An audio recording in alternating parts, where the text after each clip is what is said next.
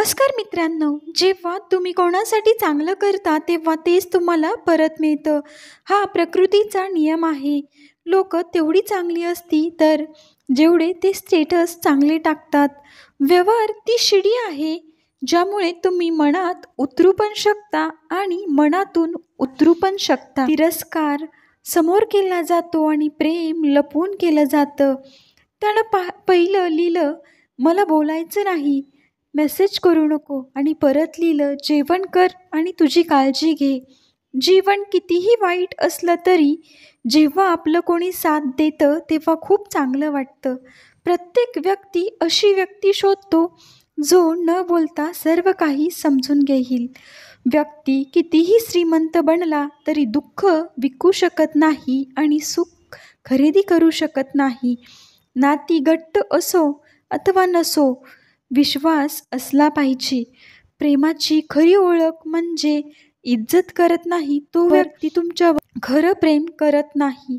जिथं आपला स्वार्थ संपतो तिथून आपली नवी सुरुवात होते.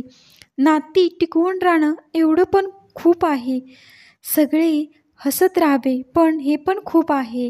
प्रत्येकजण प्रत्येक वेळी सोबत नाही राहू शकत. एकमेकांची आठवण काढा हे पण खूप आहे. कोणी हालात समजून घेत नाही. इथं प्रत्येकानं समजून घेण्याची वेगळं आहे. कोण कोरा कागद समजतं तर कोणी पूर्ण पुस्तक समजून घेतं.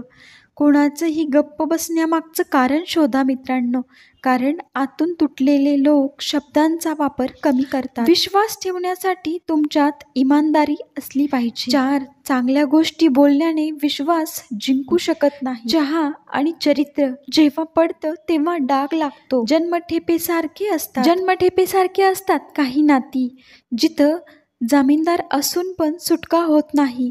स्त्री जेव्हा पुरुषाकडे अट्रॅक्ट होते तेव्हा 2 गोष्टी पाहते. एक म्हणजे त्याची वागण्याची पद्धत आणि दुसरं म्हणजे त्याचं चरित्र. तर मित्रांनो, आपला चॅनल नवीन आहे तर आवडला तर नक्कीच लाईक, शेअर आणि